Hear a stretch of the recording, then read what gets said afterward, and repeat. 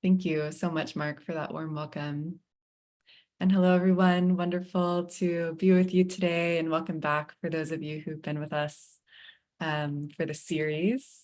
We're in day 3 of our series. So tonight begins the holiday of Tu B'Shvat, the New Year of the Trees, and this whole time of Tu B'Shvat and really Shvat is a time of reconnecting to our essential nature as earthlings. Adam min ha'adama, earthlings, born, created of the earth.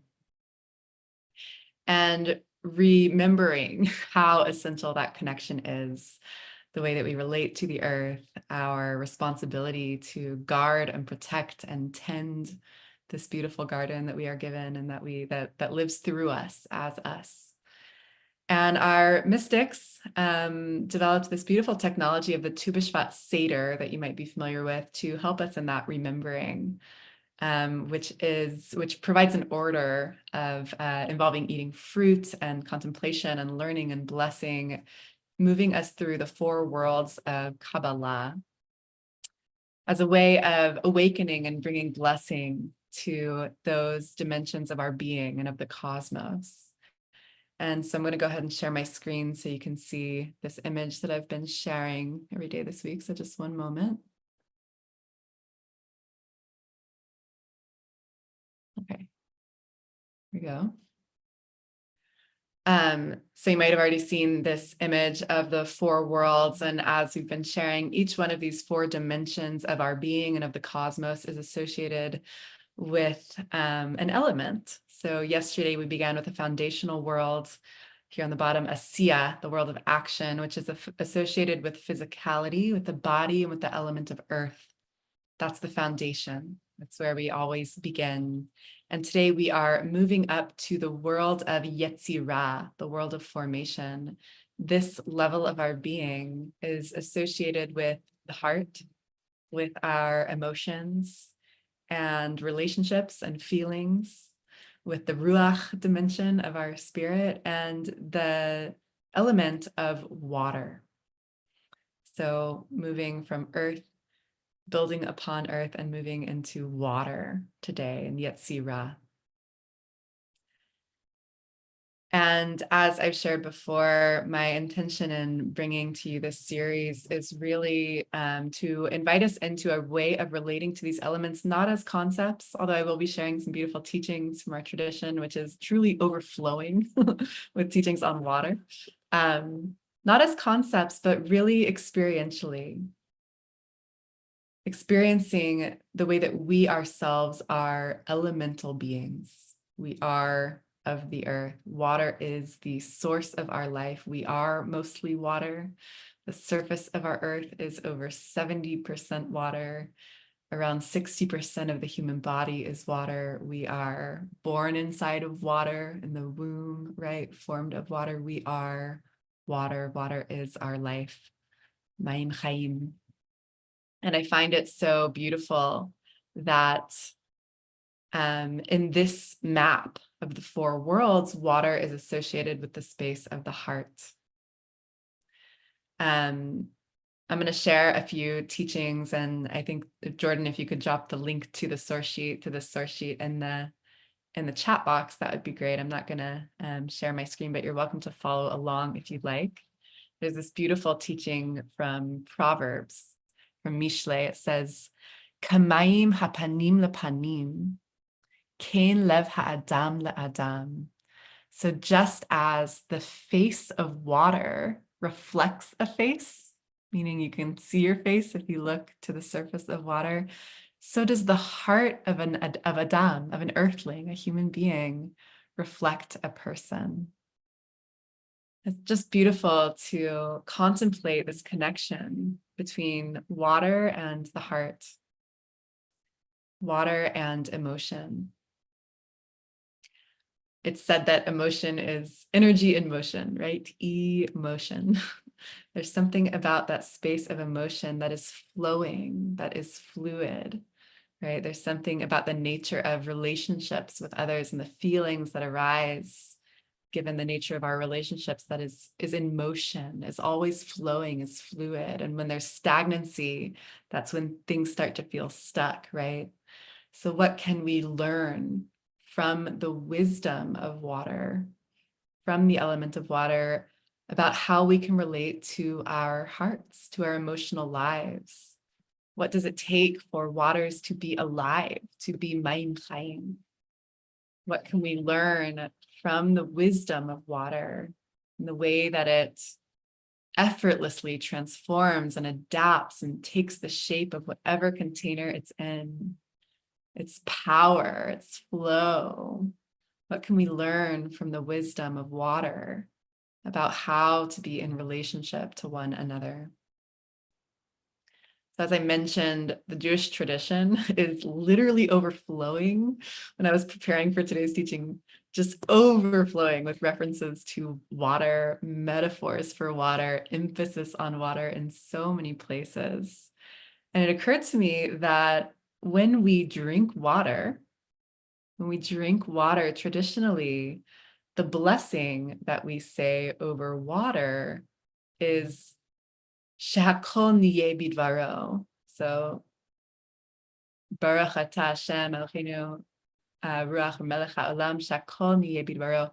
Blessed are you, Holy One, Creator of the universe, who creates all things in your word.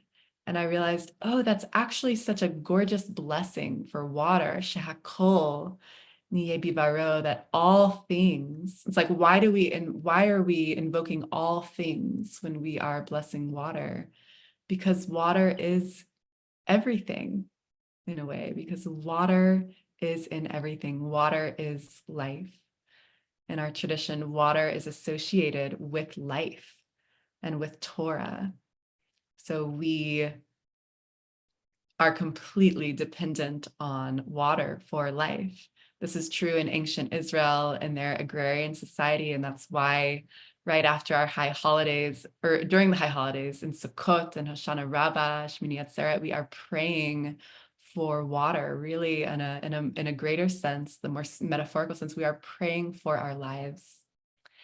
And in the Midrash and rabbinic stories and commentaries on Breshit, on our creation myth, one of their ideas is that the whole reason actually that the divine creates Adam, the whole reason that God creates the earthling, is actually to pray for rain. Because Adam, us uniquely as human beings, have the ability through the yearning in our heart for life to in some way unite heaven and earth, to bring forth the waters from the heavens that can meet the waters swelling up from the ground to bring forth life. So we are a rain praying people. It's essential to who we are and how we pray, that concept of water as the source of life. Water, water, water, so many other places. One of the most beautiful images in our tradition of water is the metaphor of the well, which shows up in so many places. All of our patriarchs in our Torah encounter wells. Well is a source of wisdom of Torah. And of course, Miriam's well that follows Miriam around and keeps the people alive on their journey in the wilderness. I'm going to share with you a beautiful poem from Rabbi Lynn Gottlieb. This is from the book She Who Dwells Within, called Miriam's Well. She writes, "The storytellers say women from 13 tribes would gather at Miriam's well and call to the waters, 'Rise up, well waters, rise.' And the waters would rise and overflow. The women would visit each other in boats traveling on Miriam's waters. The storytellers say Miriam's well could cure the sick and heal the brokenhearted. If they drank before 3 stars emerged as Shabbat ended, The storytellers say Miriam's well provided water for the people during their long sojourn in the wilderness. When Miriam died, she bequeathed her power to find water to the women who sang her song at the sea. Miriam's well. And how can we find water, and through that water find our song? There's a midrash that Miriam's well itself actually sang. The well itself sang. So there's so much more that I could share about our just sources from our tradition on the well and water as Torah and water as life. And of course, our many rituals involving water of mikvah, cleansing and immersing and washing. And some of those are in the source sheet for you to explore, but I actually want to move into some practice so that we can connect to the spirit of water and the reality of water in our beings.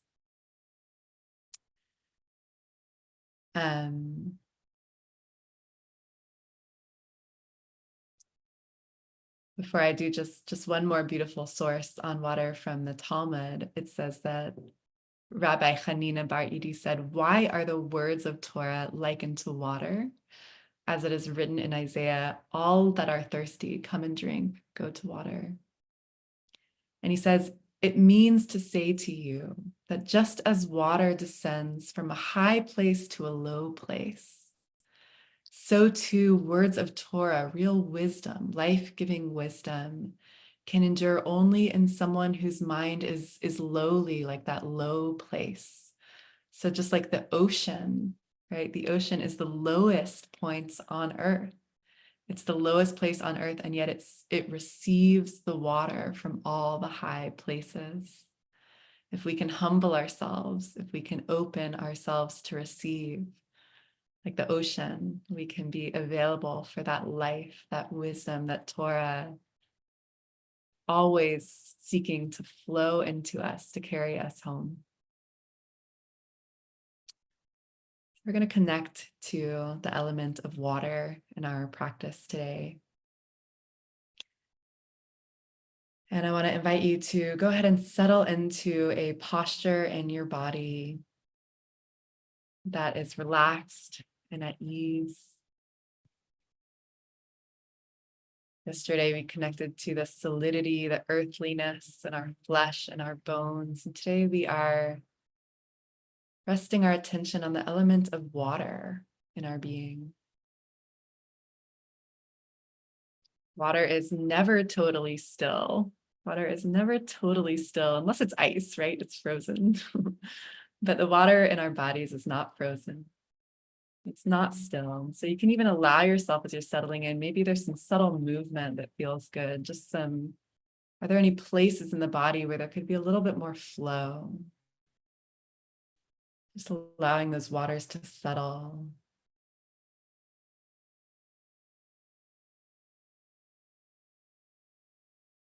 Settling into your posture.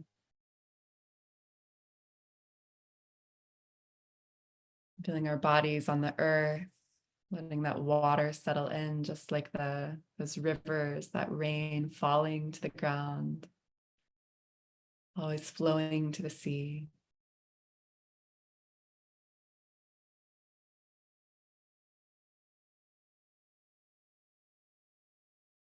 I invite you to bring to mind an image of water in its many forms. You might imagine rain gently falling on the earth.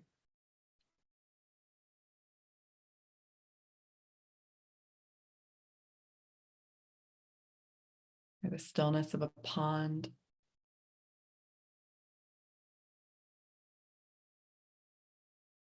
Its ripples and waves.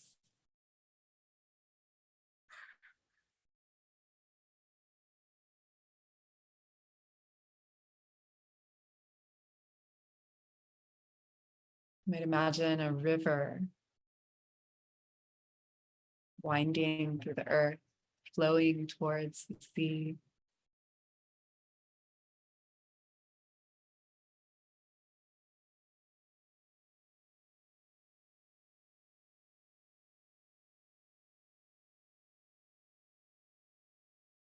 the vast ocean, waves, tides in connection with the moon,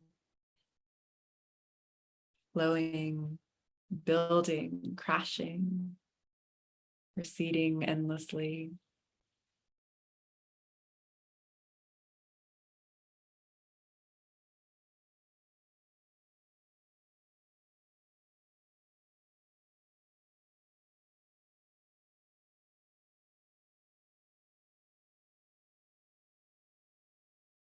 The way that water evaporates and is held in clouds, rains down again, bringing life. Always effortlessly transforming.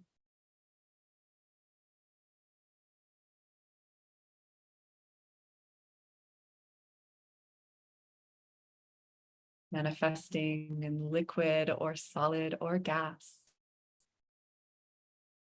Fluid, adaptable.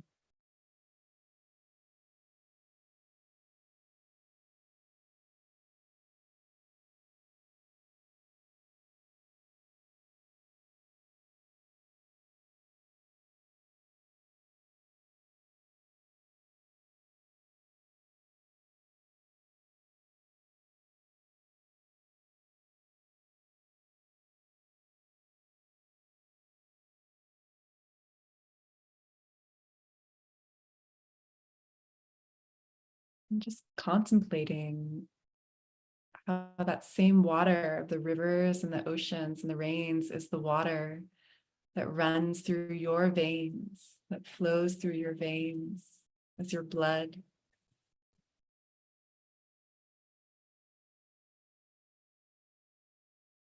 The same water that makes all of your cells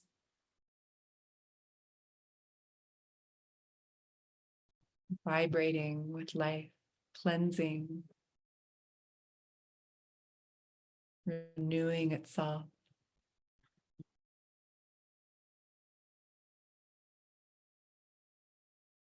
We are water.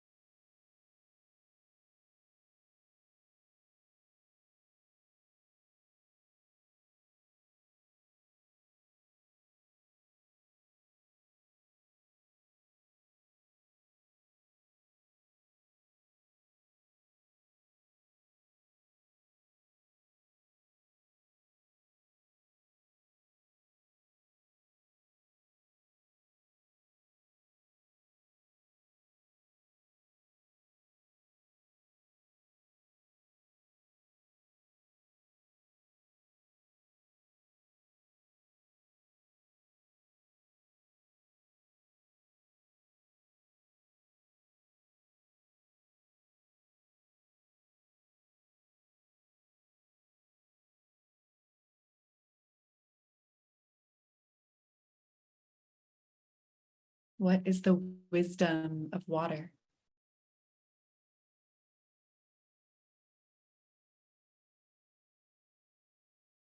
Or might there be more flow needed, or cleansing, in your heart, in your life, in your being. What does water know about life?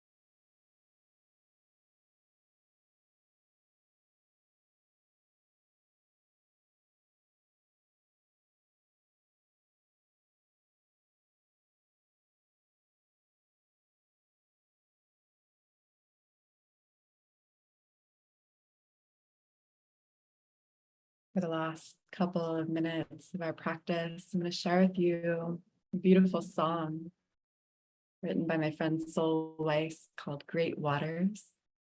I invite you to just let the sound of this song wash over you. And if you feel any impulse to move, to sway, to let those waters flow a little bit more in your own body as you listen, you are welcome to do so.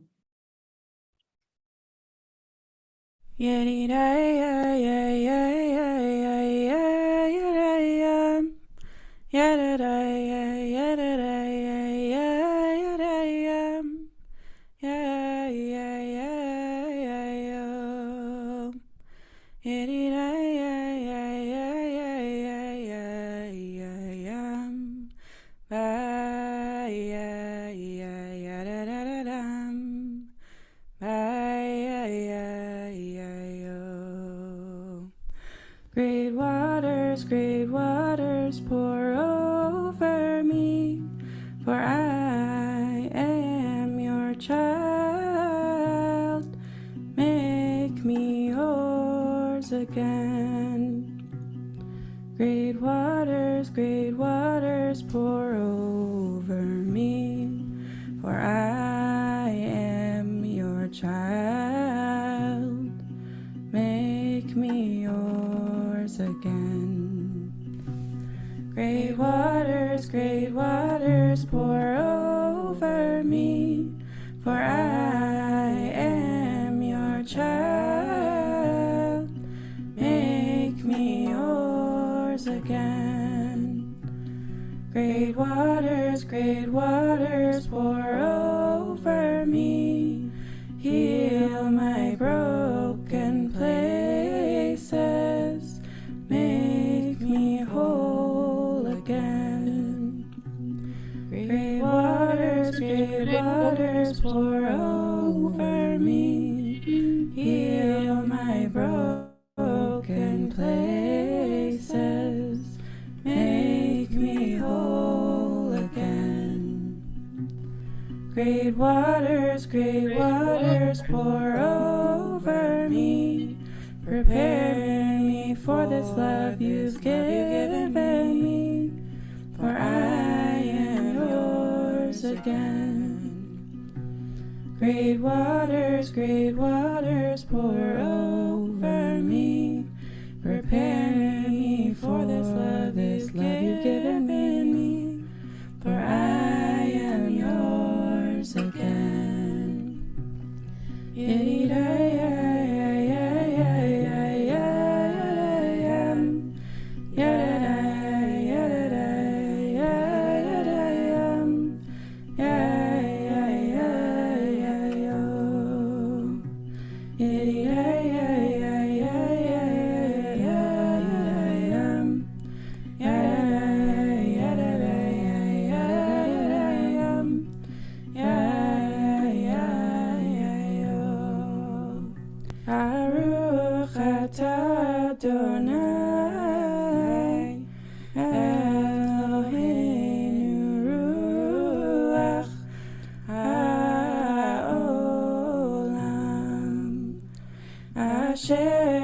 קידשנו במצוותיו וציוונו על הטבילה.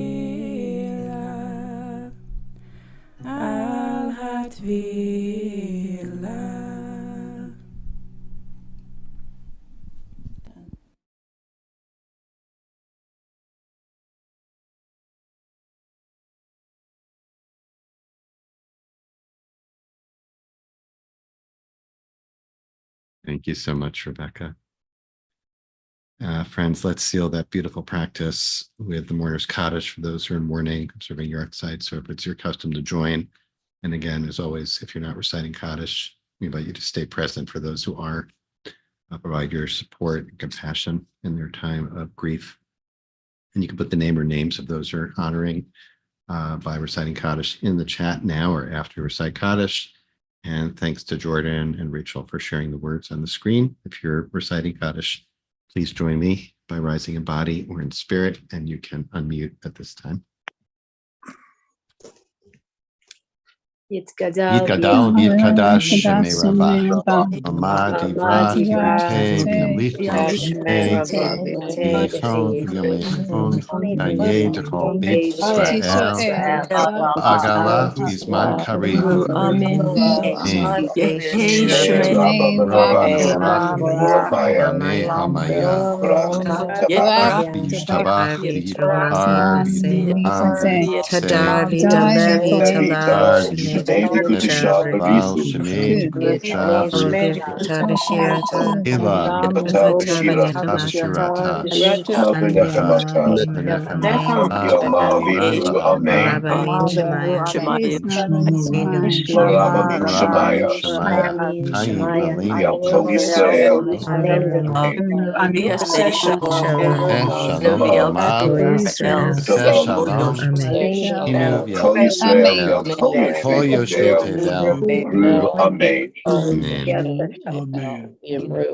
Amen. Thanks so much, everyone, for being with us today. Day 3 of this beautiful 5-day series that Rebecca is leading us in. If you're leaving us now, please join us tomorrow. We'll be moving on to the realm of air. We hope you'll join us tomorrow or Friday. Just a reminder that if you miss any of the sessions, or if you want to revisit any of them, the recordings are posted on our YouTube channel as well. So please make use of that if that's helpful for you. You're welcome to stay on for a conversation with Rebecca about this beautiful teaching today. And if you have a question, please put it in the chat and preface it by writing question. I'll keep an eye out for that. But also just feel free to share whatever reflections on what came up for you or your experience with the teaching or the practice today. And or just use this time to continue to sit, if you'd like, in the container of this community of practice. Thanks, as always, to Jordan and Rachel for holding our tech space today. And for you and Rebecca, thank you so much. I'm a Pisces, so I'm a water person. And so I'm all in. And it was just amazing. It was really this, like, when you started just cataloging all the water references in Jewish tradition and all the roles it plays in Torah, and it's like, yeah, this is a water tradition. But I actually would like to kind of begin by talking about the emotions and the connection between heart. You made the connection between heart and water. And just as water, as you were describing, is kind of ever flowing, ever changing, so too, it's really amazing to tap into awareness of the emotional life and to notice how it never is static, right? It's always in motion. Like, oh, I feel this, but a second or two later, things are not the same. Things are a little bit different. So I want to invite you to just talk a little bit about noticing the sacred in emotions. And I also think, of course, that one of the great things about this 4 worlds model or framework for thinking about spirituality is that it's just a reminder that all these different dimensions of our being actually are portals to access the holy, whether it's, our body, our emotions, thoughts, and our spirit. So today we're focusing on emotions as represented, symbolized by water, but we are, I don't remember what percentage, would be 75% water, 80% water, something like that. Our bodies, literally, right, are mostly water. Kind of crazy. Yeah. So let's talk about feelings. If you're comfortable talking about feelings. Feelings. I'm a water person too. I'm also a fire person. So my water is always like wanting me to feel very, very deeply. And then my fire is like, go get it. Creativity. But steamy. um, but yeah, emotional intelligence. It's one of my favorite topics. And I think one of the most critically important dimensions of our spirituality, and our just growing into the fullness of our humanity, like how to be human in a way that is conscious and sacred. The heart, it's just, I mean, for myself, I'll say that the heart is my compass. It's like, the heart knows so much. The heart is so intelligent, and we're not always equipped we weren't always taught how to listen to the heart and how to relate to our emotions, with consciousness and with reverence for the intelligence that's there. One of my favorite teachings on emotions in the Jewish tradition is that, and this is also a teaching in the Four Worlds and in our Kabbalistic tradition, that emotions are literally angels. Like every emotion, the energy of emotion on that level is an angel, meaning, and an angel in Hebrew is associated with messenger, right? So the tradition teaches that our emotions are like messengers from our souls, basically bringing information from the higher realms to our bodies, to our minds, to share with us something important. And so how can we learn to relate to our emotions like sacred guests bearing important information, and really listen to them? And, they want to be felt, they want to be expressed. And one of the ways that I think mindfulness is so helpful here is that with mindfulness, we can learn to tolerate more and open more to feelings, even if they might be challenging or unpleasant. But it's so important to be able to feel our sadness, right? To feel our anger, to feel our confusion, to feel whatever emotions might be arising, and to find healthy ways of doing that aren't overwhelming, and healthy ways of expressing them. Because emotion, as I said, it's like energy in motion, just like water. Our feelings want to move. They're in motion. They need to move. They need to be expressed, not at other people necessarily, not in ways that are violent or harmful, but they do need to move. Otherwise, just like water, stagnation starts to happen, and stuckness starts to happen, and it can lead to a diminishment of our well-being, just like water. Water is such a beautiful metaphor for the heart space. You're muted. Not sure how that happened. Okay. Let's dig into that a little bit more. First, about heart knowing as opposed to mind knowing. What you, when you're using that term, about the heart knows. Just to translate that a little bit in terms of emotional intelligence, like how do I think about, all right, I'm noticing or bringing awareness to my emotional life. In some ways, that's a cognitive thing, right? Oh, like in some ways, it's a cognitive thing. In some ways, it's a very physical thing, right? Because we say like, what's happening in my body? What does that teach me about what I'm feeling? Oh, I'm constricted in my chest. What's that about? Oh, I'm angry. Oh, I'm sad, or whatever, right? Whatever it might be. So there's a connection between the mind and the body there. So, but why don't you say a little bit about, how do we know with the quote heart what we're feeling, or how does that express itself? Or is the emotion itself the heart making itself known? Is that what you're saying?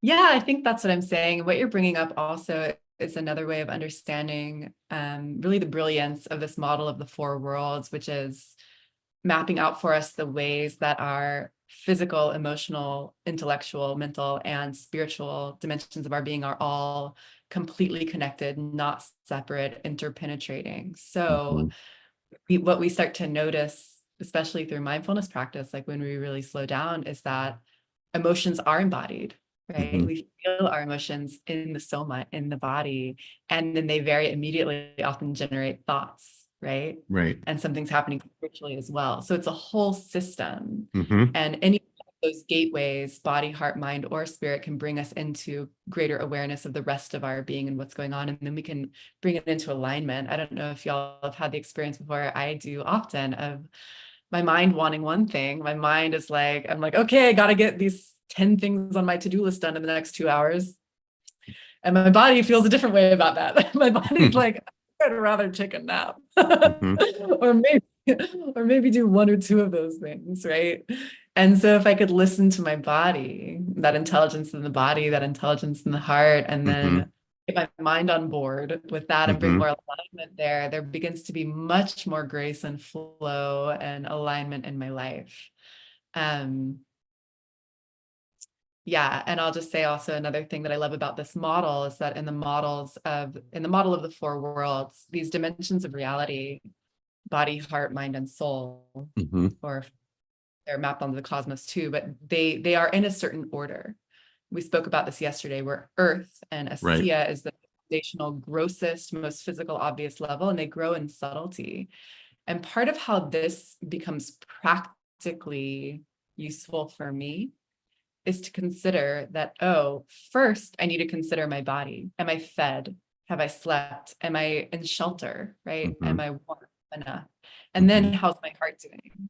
And if my heart's feeling like I'm feeling what I need to be feeling, I'm moving my emotions, I'm in a healthy relationship there, I'm in connection, Mhm. loving connection, well, then there's space for the mind to do all my intellectual work. It's interesting And because I think we usually, I mean, most people, I will extrapolate from my own experience for living, right? From living from here up, right? And starting with the mind, right?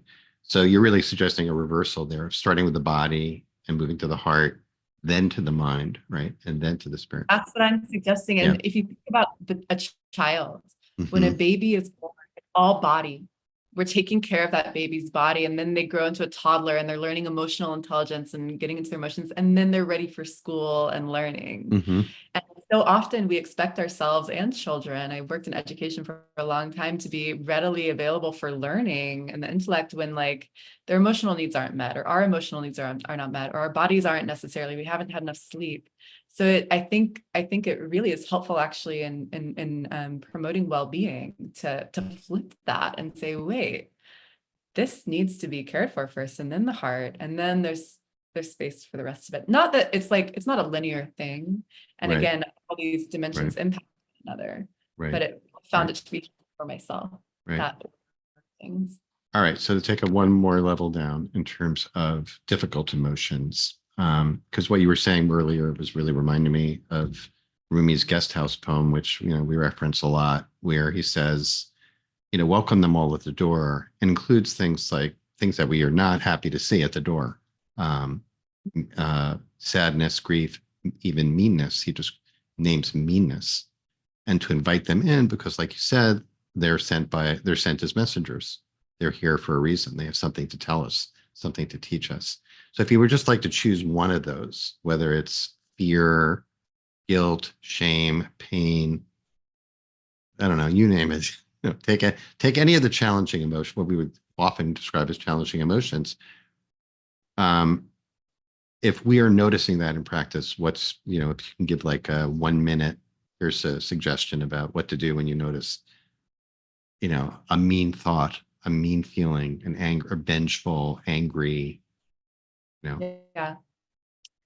what do we do? This is such a good question that I think needs so much attention. Like, should do a whole series next time on each day for a different That'd be emotion. a week on meanness, How to relate to our emotions. bullying, the inner bully. I want to respond actually less specific on a certain emotion and more Okay. overall, which is Okay. the way that I relate to this for myself.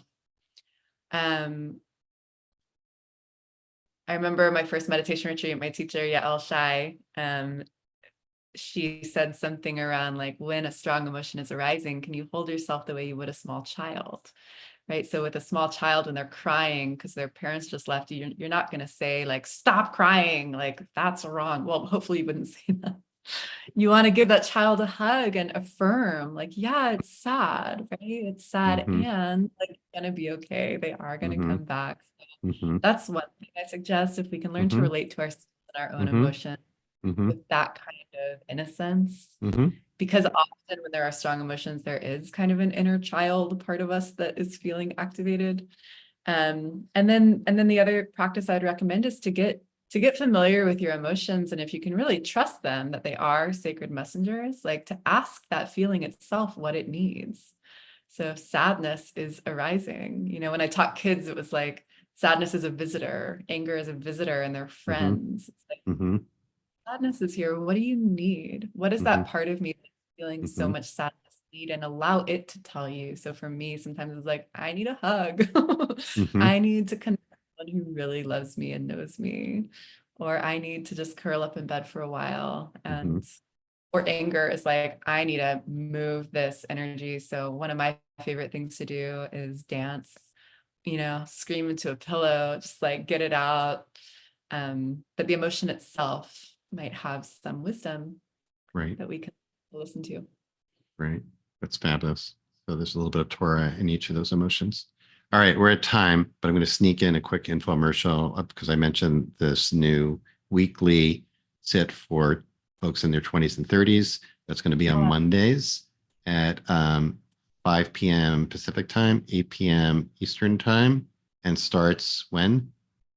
Yeah, thanks, Mark. So this is super exciting for all of you. If you are in your 20s and 30s, if you have friends or family members in your 20s and 30s, really excited to be cultivating a community of young adult practitioners here at IJS. And we're going to have a weekly sit every Monday at 5 p.m.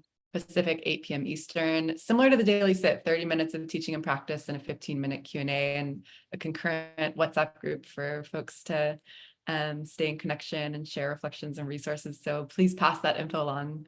It's on our website. Folks And it can register. starts what's first is Starting February 4th is the first one. So in right. 2 weeks. Right. Okay. Yeah. All right. We got that in. I'm glad. And for people who are asking about the song, the link to it is in the short sheet. Yeah, Um, oh, it's also in SoundCloud. Thank you, Cheryl. Always on top of it. That's there too. There's the link. Okay, everyone. All right, we'll look forward to tomorrow, air edition tomorrow at our usual time. Many blessings, everyone. Thanks again, Rebecca. Thank you to Jordan and Rachel and to each of you for being here. We'll see you tomorrow. Be well. see you tomorrow.